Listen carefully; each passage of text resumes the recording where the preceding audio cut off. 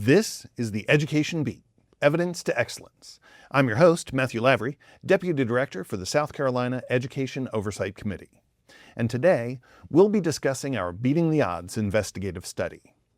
Joining me are principals from two of our partner schools who will share their experiences setting high expectations for everyone and developing a shared commitment to reach those expectations, no matter what.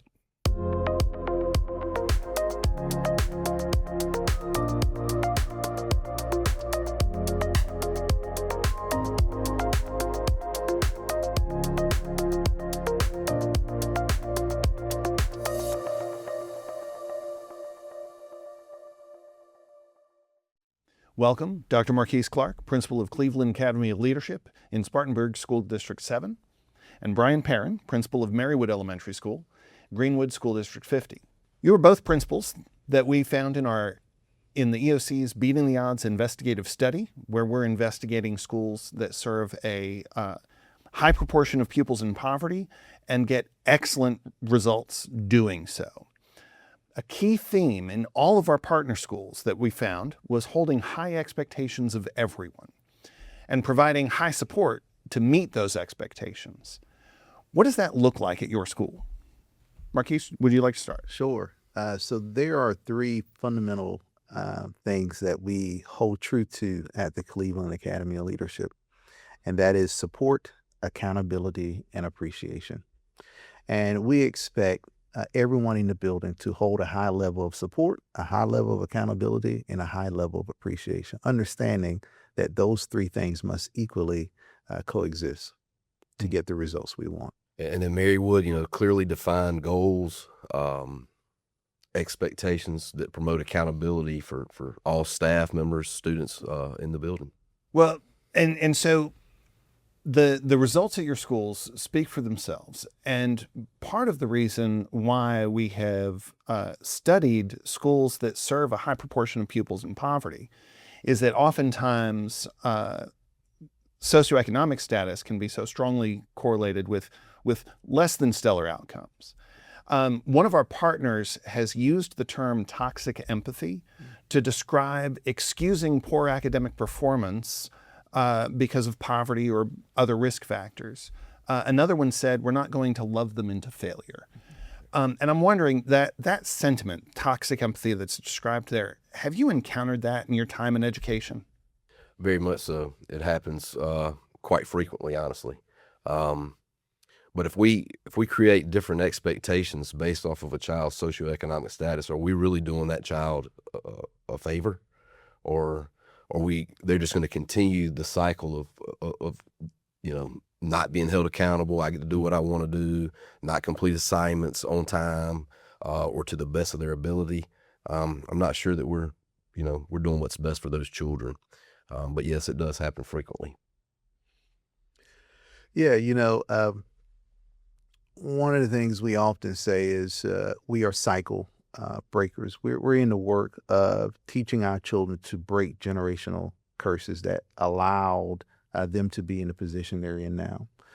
Quite honestly, if our students had come from families that had the structure and the support or even access to community resources that allowed us to be sitting here today, Right. then the school wouldn't be in the position it was in so long ago. And so we are of the mindset that we are warm demanders. This is the standard. Here's the expectation. But we're not just going to tell you what we want you to do. We're going to model it for you, and we're going to support you every step of the way. So much so that I constantly tell teachers and parents in the building, I'll never ask you to do something I'm not willing to support you towards. And so we built an instructional and a behavior support system to make sure that our students can meet the expectations we have for them. And so this perspective of toxic empathy, or it's okay, you've got all these factors against you, you don't have to do this really difficult thing. How does that impact students and teachers?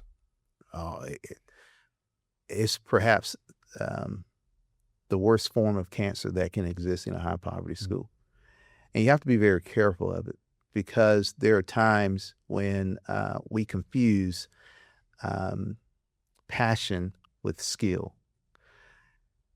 And so we have folks who tend to be magnetized to schools that are high poverty because they have such a passion for poor children, but lack the skill of teaching well or the skill of being coachable. And so we have to make sure we draw a very solid line in saying, hey, I want that passion, but be sure that that passion leads to effective teaching so that we can break cycles for our families. So loving the kids and wanting to make a difference isn't by itself enough. Correct. It's important, Mhm. but it's not by itself enough. No. Absolutely not. So can poverty or other risk factors present unique challenges to students? Or I guess more accurately, how does poverty and those other risk factors present unique challenges for students? Well, I think when we think about, kids in poverty, sometimes their parents don't value education, or know how to value. And one way in that is at school attendance. So they might say, well, it's okay for you not to go to school today because we need to go do this or we need to go do that. So valuing being at school every day, being on time, having our book bag ready, homework, just ready and be prepared for the school day, I think is one thing that we see with kids in poverty. They just don't come prepared every day. Well, and attendance is one of those data points that correlates with outcomes so strongly. Yes. When students miss more than 5% of the days they're enrolled, they're no longer at the state averages for outcomes. Dr. Clark, can you share with us a bit about how you address trauma through your work at your school? Sure. So similar to what Principal Brian just said, we noticed that disconnect between what is being presented and what the reality is. And so one of the things we do to address trauma is we take a multi-layered approach. At the beginning of the year, we take our universal screeners to another level. So we have 2 guidance counselors in the building, and the guidance counselors meet with every single child in the school to ask them critical questions about friendship, the quality of life at home, how do you feel about school? We take it a step further. We do a dental screening, but not just to check for cavities, but we also put in a health plan because we partner with the local dentist office where we have an in-house dental clinic. We can do everything at their school from extractions to simple cleanings. But we also do vision screenings as well. And we provide free glasses as well as the health care that's provided. And we take it a step further by offering a free laundry service at the school where parents can come and wash their clothes for free without any questions being asked. It goes back to that theme of support, accountability, and appreciation. I'm expecting my parents to send children ready, and I'm going to support them every step of the way. So much so that even a year and a half ago, I partnered with a local credit union and a faith-based organization where we built houses for our families to remove one more barrier for 4 of our families at the Cleveland Academy of Leadership. I agree that oftentimes there is a disconnect because of a long history of trauma and understanding how epigenetics plays a role in all of that. So one of the things we try to really focus on is making education a real thing, because when you have concentrated poverty, oftentimes it's hard for anyone to believe that this thing we so readily believe in can actually produce change in their lives. That's powerful. And Principal Perrin, you have mentioned the importance of having clear expectations for teaching and learning. Could you expand on that? What does that mean? Okay, so when I think about expectations, I think about daily expectations and yearly expectations or goals. Expectations or goals, I kind of universally use those terms. So daily expectations are, one, we teach standards. We use our resources that are provided by our district to teach those standards. You think about ELA, I'm looking for 2.5 hours of ELA instruction, an hour of math. Our morning work is spiraled, whether it be math or ELA. So when the kids walk in the building each morning, where they get there at 7 o'clock or 7:30 or 7:40, they have morning work to complete before 8 o'clock when the school officially starts and you're teaching your core subject areas. At least 20 to 30 minutes a day of SSR reading. But then those are and daily. SSR is sustained silent reading? Yes, sir. And we use the accelerated reader at our school to manage how well our students are performing during that time that they're reading for 20 to 30 minutes a day. But yearly goals would be, and we communicate these with our kids as well. They know about the school report card. They know our ratings. They know what we expect. So for SE Ready, we expect 75% meets and exceeds across the board. ELA, math, science, we're not quite there yet. We're working to improve those scores, but we communicate that often. And we also have 9 weeks goals as far as like when we take map testing, that we want to see growth from every student each time they take map testing. So you talked about expectations and goals being synonymous and interchangeable. So how are those goals developed? How are those goals set, and how are they communicated and monitored? Well, quite honestly, they were developed by the staff. So I've been at Merrywood for 8 years, and each year earlier on, I would have to raise the goal because they would kept meeting it. So nice problem to have. Several years ago, for us to be 50% meets and exceeds was fantastic. But you guys made 55, so the next year I'm going to say 60, Mm-hmm.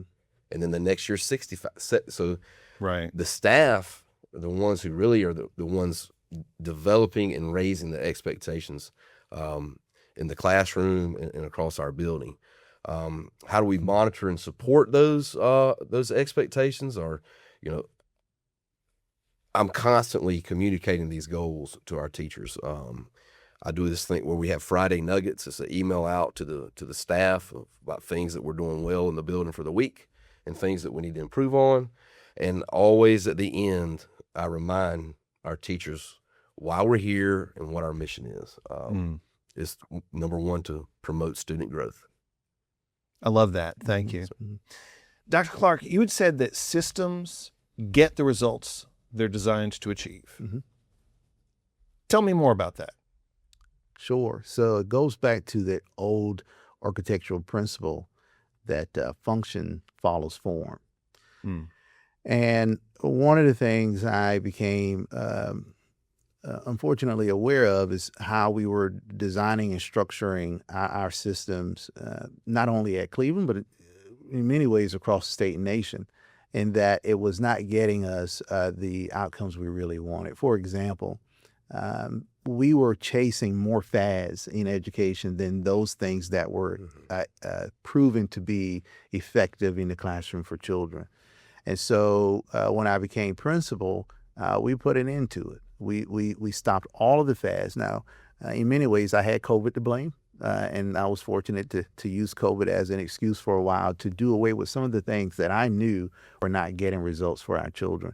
And then we became hyper-focused on expanding those strategies that were working for our children at Cleveland. And that included everything from programmatic shifts and changes, but also allocating resources and going out into the community to get more resources to scale programs that were successful for our children. So, Dr. Clark, you're talking about the design of systems to get certain outcomes. Principal Perrin, you're talking about high expectations and particularly when you were talking about resources, using the resources provided by the district, teaching the standards. I've done enough of this work to recognize that the key in there is alignment, right? These resources are aligned to do the thing we want to do. Yes, sir. And so you're talking about alignment. How do you establish that in a place where it's not already in place, right? If there's a principal listening to y'all speak right now saying, I want to do that, but my building is nowhere near what you've described, what's the first step the first practical step in getting there? The first practical step is to get out of your office and get into the hallways and into the classrooms and see what your teachers are doing with your students. I think Marquice would agree with that. I agree 100%. I tell the funny story, maybe not so funny, but my first few months as principal of the Cleveland Academy of Leadership, I mean, I was high-fiving, hugging everybody, kissing old ladies, you name it, whatever I needed to do to get folks happy and engaged about the work. And then I did my instructional rounds, and I realized there was just no way we were going to get to where we needed to get to if I did not get alignment on my instructional expectations, the expectations of classroom management and engagement norms. And so we got to work. And so I agree with Principal Perrin. Get out into your building, sit in classrooms, make the classroom your office, sit and navigate. I have an old 1950s wooden desk in the center of the building, and I just sit there and I'm watching and monitoring expectations. Everything from how long it takes to serve a class in the lunch line to how long it takes to complete the restroom break, because we have to make sure that all components of our system is aligned to get the results we want to get. That's brilliant. Yeah. To put it simple, you inspect what you expect. Say more. Well, inspect everywhere. Yeah. I mean, you're in the cafeteria. How's that running smoothly? Because that affects your school day. Yep. You know, schools are based on time. Every minute of the day counts, right? Your bathroom breaks, which Marquice mentioned. So how you schedule things throughout the day. 5 minutes, here and there, if you lose 5 minutes a day of instruction, you've lost 3 days of the school year. I can teach a child to do a lot of things in 3 days. I'm sorry. Say that one more time. 5 minutes of a school day wasted, of instruction wasted, equals 3 school days. So do the math. By the end of the year. By the end of the year, it's 3 school days. So if you waste 10 minutes, that's 6 school days. That's kind of a lot. Time is the only resource we can't make more of. Exactly. And the master schedule is the lifeline of your school. And you have to design your master schedule to minimize interruptions in your instructional time. It's critical. Well, Dr. Clark, Principal Perrin, I'm really grateful that you've been able to share some of your experience and some of your wisdom around this, setting high expectations for everyone, providing the support to meet those expectations, aligning our resources, engineering the systems to get the results we want to get, and making every minute count. I think these are all takeaways that are really strong and resonate with what we've seen in our Beating the Odds partner schools. Thank you. Thank you. Thank you for joining us on the Education Beat, Evidence to Excellence, to hear about setting high expectations for everyone and developing systems and support to meet those expectations. As always, thank you for all that you do for South Carolina students and their educators.